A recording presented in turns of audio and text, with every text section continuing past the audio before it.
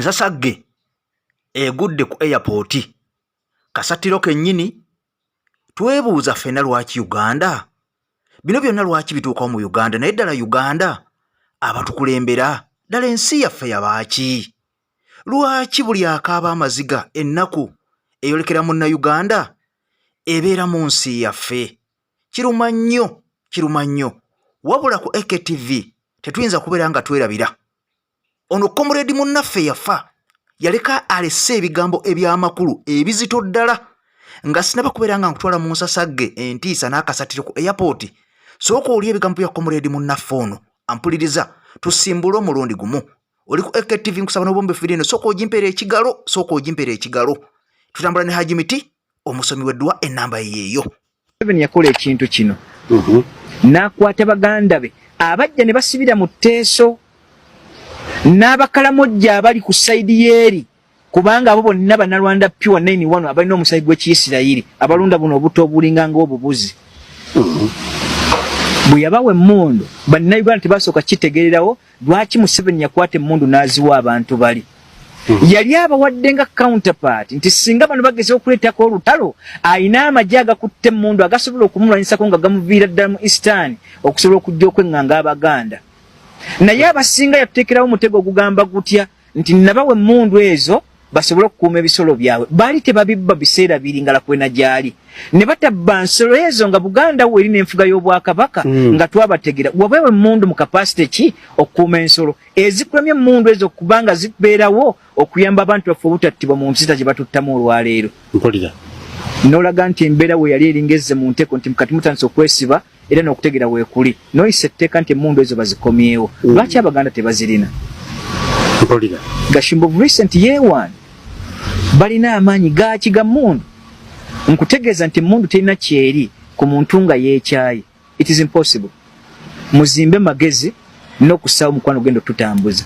Mpulira. Mbuuza abakalamojja baali baweebwa emmundu mu kapasite ki? Mpulira. Abaana Baganda bangi bafudde. Gashimba tannavaamu statement yeetonda ku lw'ebyo. Tannavaayo ku statement egamba ku basiraamu abattibwa. Tannavaamu statement egamba ku bannaddiini abasigadde nga Bishop bwe yafa. Archbishop Onani? Yes. Atabulukidde munze nga bwe nabategeeza nti bannaye mwekisa ensonga nga bweri. Abaganda obunyivu baliko si Baganda bokka bannayuganda abasinga obungi. Bamanya Abannalwanda we bali. Nembawo ekyokulabirako ekisembayo. Abannalwanda babadde mu Northern Region mu areas mwaze zaavaamu entalo za Koni bangi bagenda okudda bannanyi bife ba aborigines abalango n'abakyoli nga bano bazze era bakitegera nti banafuyiziddwa nnyo tebalina ssente naye yo vast land tusobola gikozesa tupangise ku mataka gaabwe. Abannalwanda ne bava eno ne bapangisa mu Northern Region. Akabasawo kabadde buli munnalwanda we yateeka oluba yagambanga aborigine oli okuva lwe yamusasula ssente z'obupangisa nti wano nagulawo wange nayaga nti bwe gutyo bwe guli batandika okukuba Abannalwanda omu ku omu nga bamu babookera mu busiisira bwabwe ne bakizuula. Ebimotoka byali ebisukka 2,000 bye bassaawo wano byayitanga ku luguudo lwaffe luno. Naye nga twebuuza ebimotoka ebyo birimu ki? Ate omu ku bo yatutegeeza nti ebimotoka ebyo mulabe bitambula ekiro bitambuza nte z'Abannalwanda kubajja eri. Mwali muzzemu okulya ssaga yonna eri mu Northern Region nti Omunnalwanda bamukubye kubanga babajja ne babazza ewaabwe. Museveni yafaayo kinene obafune wabeera. Ebyo mubikola tetubiraba. Mpulira. Omuganda atule ku buyinza batunuulire mu bujegava bwomwe bwe mutuyisizaamu ne mutulaga nti tulina kye tuli ng'ate mutulaga nti tuli babisi tutunule butunuzi. Mpulira. Mbalayirira muzimbe omukwano singa Guno abalima mu kisanja kino nkiddemu Gashumba kiwagambye nti nkuma genocide gwe kyakulemye otutegeera ne His Excellency President kutegeeza ebigambo bino mu lujjudde otali emukazi kabi konna. Bwe munaasigala nga mugugubidde mu ngugubira yeemu genocide gye muŋŋamba mmwe kennyini mugenda otuteekawo genocide eyo. Kristo yategeeza abaana ba Yerusaalemi ebigambo bino oluvannyuma lw'okumukomerera ne bakaaba nnyo abalala ne bajagala ne bagaa nti ekikoleddwa ekintu kino si kituufu. Abataali mu nsonga eyo yabazingira wamu n'abaga nti mu abaana ba Yerusaalemi kibaziiziddwako okunkaabira. Njagala bategeeza nti temunkaabira mwekaabire mwekka. Yali ategeeza ki? Yali amaze otutunulira akabasa ke bayolekedde abatategeera bulungi bwe yali azze nabo. Bwe twogera ku EKTV nti Mungu amuwe ekiwummulo eky'emirembe, kubanga ffe ng'abantu tuli kwerabira, tuli kujjukira, era kyali kiseera buseera gwe kutusookayo naffe essaawa yonna tujja wafiirira ensi yo, amaloboozi ge waleka naffe tugongerayo, ensi esobola okubeera nga egategeera.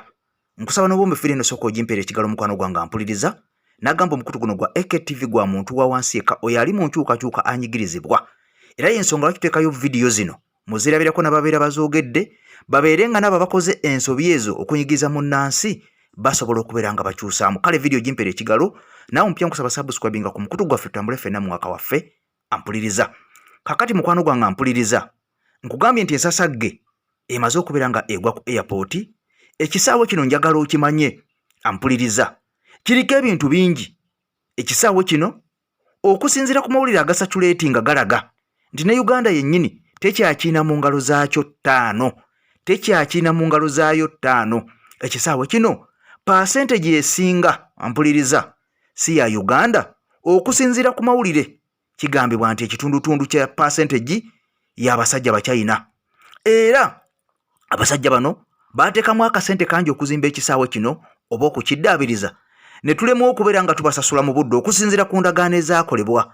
Kale n'abasajja bano ekisaawe kino ne babeera nga baakiwamba oba oliawo nga kati ogutundutundu oba omusimbi omungi ogusolozebwa mu kisaawe kino gw'abasajja bano. Eyo no ye Uganda. Kakati Ensasagge eguddewo ku kisaawe kino ekyakamala okubeera nga kiddaabirizibwa ampuliriza, ogenda kulaba vidiyo okaabe n'amaziga weewuunye obuuze ddala oba eno Uganda oba bye tukola bikolwa abantu bakugu oba si bakugu, naye ng'ensi eyo yaffe. Wabula kasooka tulabe comrade munnaffe ono Spark Sebabi, jjukira nti ono omusajja yafiirwa muganda we Yasini Kawuma, driver eyali wa Bobi Wine mu kibuga ekimanyiddwa nga Arua. Ono yatugibwa biasi, abakuumaddembe ne bamutta. Yasini Kawuma, rest in peace, yali mu struggle. Kakati ono muganda we Spark Sebabi, kana akayimba ka Spark Sebabi nkazanye katono nnyo nga tujjukira muganda waffe oyo Yasini Kawuma, muganda wa Spark Sebabi.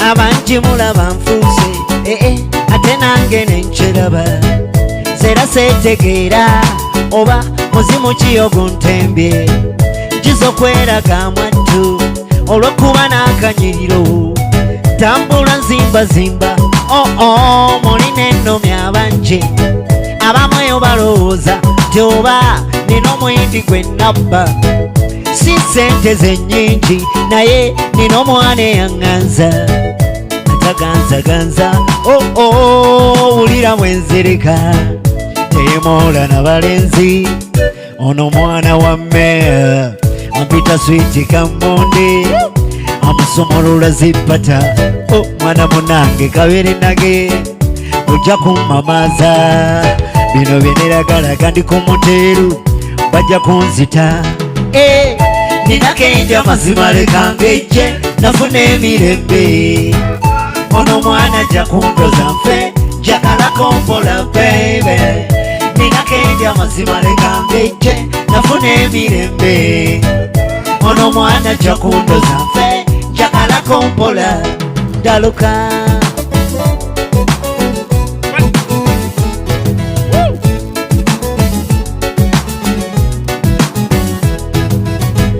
Omanyi lave abawala nga bato nali gyetegudde, wabula oba mindi gy'olunga ekikundoza kikulu wantabula, bwe buba butendeke bwe bungi mwana muwala wasoma n'okuguka, ate bwe balangi empuuba namugereka yafuba n'awonda, nali nalokoka abakazi balya sente n'osoberwa, ngera bwentyo ndayira nakomba ne kupasi nabakoowa, sirina kalungi ke nafuna nabaagala nnyo naye ne mbatamwa, kulya chipusi ye faida kugattika basajja buli lunaku, naye ate ggwe bwe nkulaba laba bwe neekyusa okuva lwe waŋŋanza n'onfaako ke kanyiriro.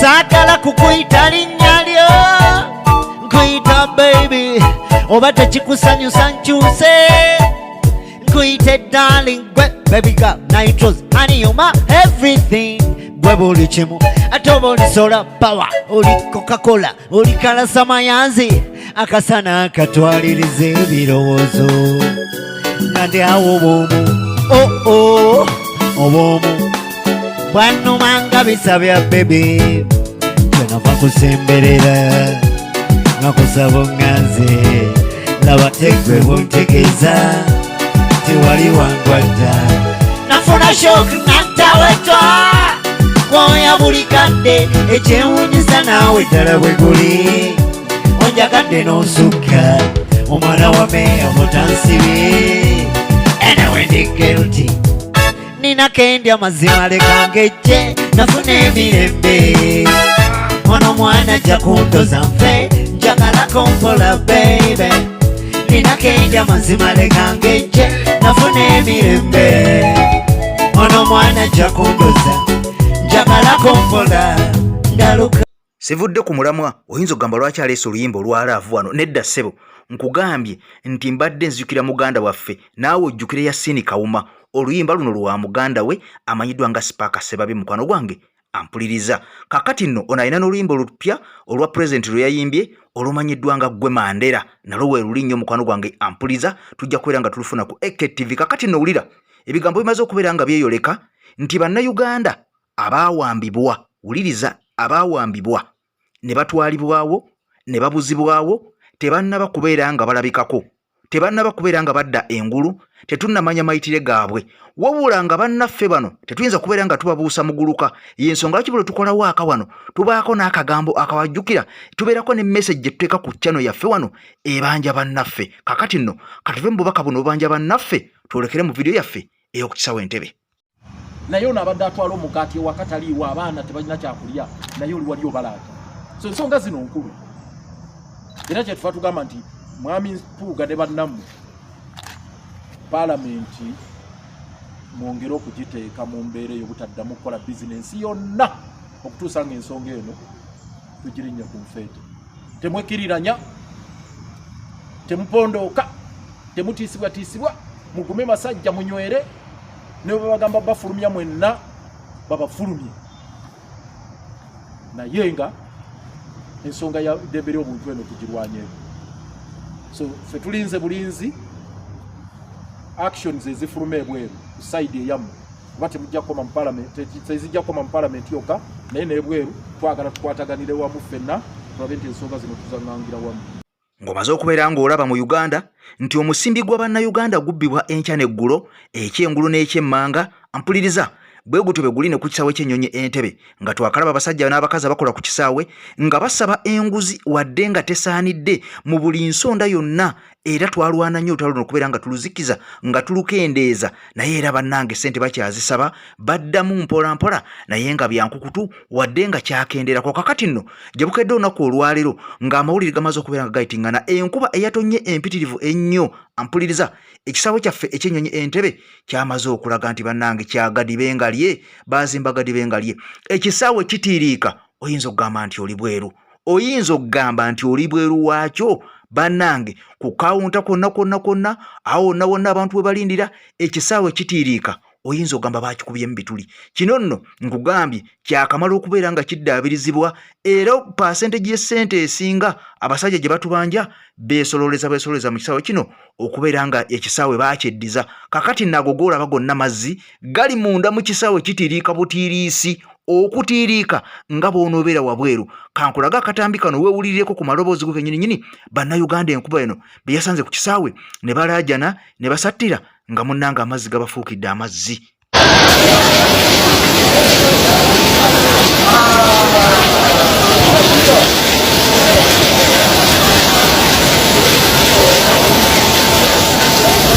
Like for real.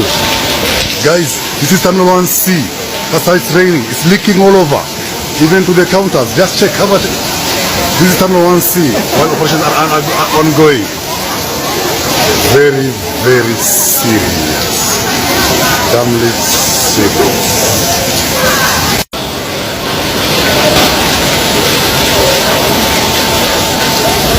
Like for real. Guys, this is Terminal 1C. That's how it's raining. It's leaking all over. Even to the counters. Just check how much. This is Terminal 1C. While operations are ongoing. Very, very serious. Damnly serious. Abali bayise ku Kisaawe Kinyonyi Entebbe we tuyita bulijjo nga tujja eno ku kyeyo eyo Terminal 1C yeetiriika bwetyo.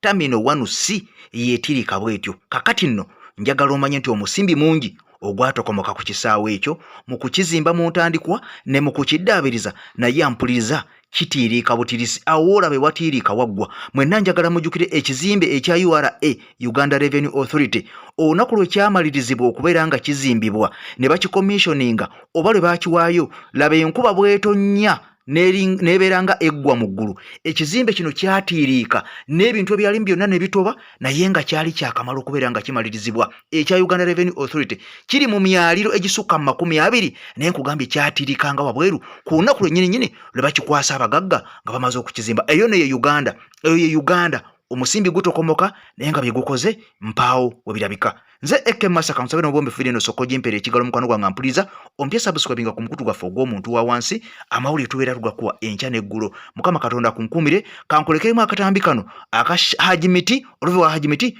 twolekere ewa Teacher Nambooze owulire waaka. Nze Hajimiti omusomi w'ekitabo era omusomi w'edduwa nkozesa kyoto kino ekyoto kino kiba kitagombolola lwaleero ku kyoto kuno kunyambira abantu bange buli muntu yenna alina ekizibu kye ojja ku kyoto kino n'osuulawo akabaani naye nkusabira buli alina ekizibu naddala mu abali e Bulaaya nompereza amannya naye nga suula mu kyoto kino ne nkusembera edduwa ne nkuggyako ebizibu n'ebiba bikusumbuye walemererwa mirimu ki ddala mu abali e Bulaaya abali mu nsi muno mu Uganda abalemeddwa okufuna visa nga ntegeeza eri abaana Adamu ne nkozesa nkofu ku kyoto kuno bamala okusindika enkofu eyo negenda ebanja amabanja ge bakubanjiza gonna gwe yalema okufuna okuweebwa Hajimiti nkozesa amazzi ku nnyanja kuno kumulengera ku mazzi wano Hajimiti nga banyimidde olwaleero ngokumasira abaana Adamu bompereza ebiwandiiko byonna bye bompereza ng'oli e Bulaaya mbikwata ne mbizinga ne muwandika kapapula ne mbisula mu nnyanja ne nsaba Allah gwensinza asumulule ebyo bye babikulemeredde awa visa agifuna alemedde okufuna omusajja omulungi amufuna sangeba ku namba 0752 Yagala tukome wano Honorable Nambooze ntegeddeko Speaker akola enteekateeka mu abeepene entula za Parliament segazi naawera 15 nga muganya okuddayo mu Parliament mwandyekanga waliwo amateeka amalala agabalumbye. Naalongo yakomyewo mu gundi tali maternity leave. Mulabye ng'ayogera ku mawulire abagaye nti muganya okudda mu Parliament. Mbadde mu ngira nga nzija eno simulabye naye kituufu Parliament erina amateeka agagamba nti omubaka Parliament bw'alemererwa okujja mu Parliament okutuula mu lukiiko emirundi 15 egy'omuddiringanwa awatali nsonga eri mu ggumba Speaker ekifo kye kirangirirwa nti kikalu era waali ekifo kye kyalangirirwa nti kyereere nga yasimba gye yali awaddeyo. So ekyokuba nti nomubaka asobola ofiirwa ekifo kye olw'obutakiika ekyo kisoboka. Ekikulu ekiriwo ekyebuuzibwa nti abaka omulundi guno abatali mu Parliament tewaliwo nsonga yasimba gye balina gye bawa Speaker tamanyi gye tuli atulabye bulabi nga twosa tamanyi gye tuli kubanga waliwo okuboycottinga Parliament ne wabaawo ne kye bayita okuboycottinga parliamentary business. Ebyo bintu bibiri bya njawulo. Mu mwakola ki? We boycotted parliamentary business in the plenary.